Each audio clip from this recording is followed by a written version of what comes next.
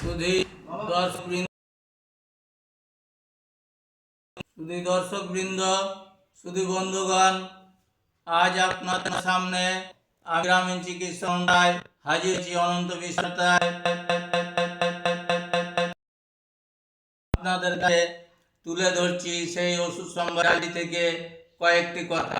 আধুনিক ও বিজ্ঞানের তারই ছাত্রদের আয়ুর্বেদ ওষুধ সম্পর্কে পড়ানো হয়, এটা আপনারা অনেকেই হয়তো জানেন না বা অজানা রয়েছে আপনাদের কাছে। অথবা আমাদের সমীক্ষাতে দেখেছি 17.3% আধুনিক চিকিৎসা আয়ুর্বেদিক ওষুধ লিখছেন।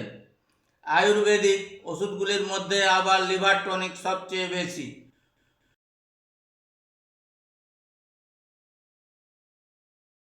লিভারের জন্য আয়ুর্বেদিক ওষুধ দিয়ে হয়।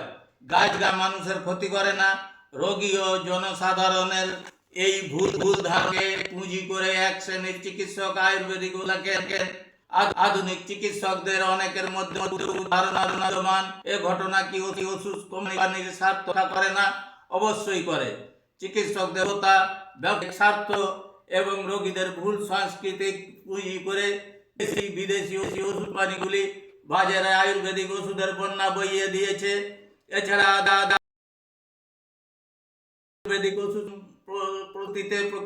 আয়ুর্বেদের নিয়ম কানুন ওষুধ কোম্পানিগুলি আদৌ মানে না। আমাদের দেশে সহজে আয়ুর্বেদিক ওষুধ প্রস্তুতির মতন পাওয়া যায়। গত 2 দশক ধরে গাছগাছড়ার ওষুধের উপর বিভিন্ন গবেষণায় দেখেছে অনেক গাছগাছড়ার ওষুধ যকৃতের ক্ষতি করে, এমনকি ক্যান্সারও হতে পারে। আর কিছু কিছু গাছগাছড়ার প্রতিক্রিয়ায় বৃক্ষ তার কার্য আয়ুর্বেদিক না খায়, ডাক্তার জেনে শুনে বিএস কোর্সে এইসব ওষুধ পড়া হয় না। আয়ুর্বেদিক ওষুধের কোনো কোর্স পড়ানো হয় না এমবিবিএস কোর্স। এটা অজানা। এটা আরো ভালো জেনে নেবেন। এমবিবিএস ছাত্রদের কাছে নেই।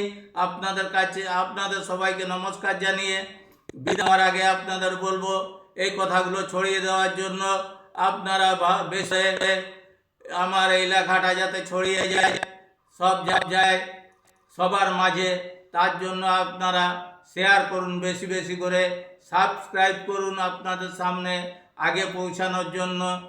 এবারে বিদায় নিচ্ছি এই অনুষ্ঠান থেকে। আমি গ্রামীণ চিকিৎসক অনন্ত রায়, অনন্ত বিশ্ববার্তা থেকে আপনাদের সবাইকে আন্তরিক ধন্যবাদ, নমস্কার।